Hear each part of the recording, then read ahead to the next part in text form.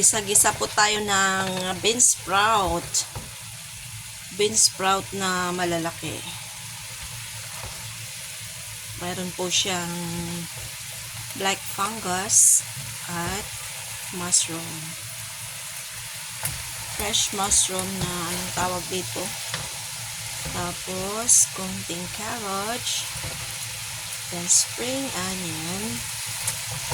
Ilagyan ko po siya ng chicken fillet na konti. Ayan po ang ating gisa-gisang gulay.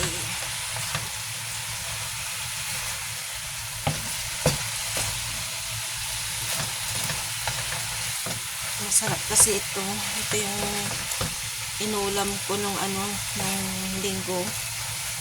Tapos meron siyang nung linggo ba nung nakaraan pala.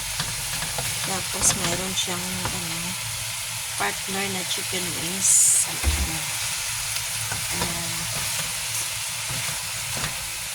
So kailangan mo munang hugasan at i-blanch po natin ito bago natin siya igisa.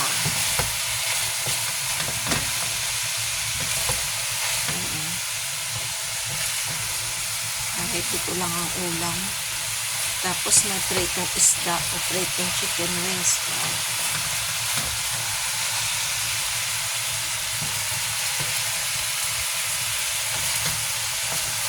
Ayan.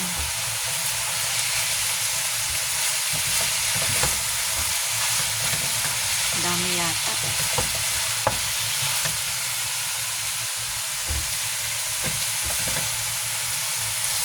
Na-blanch ko na ito kaya wag na masyadong overcook.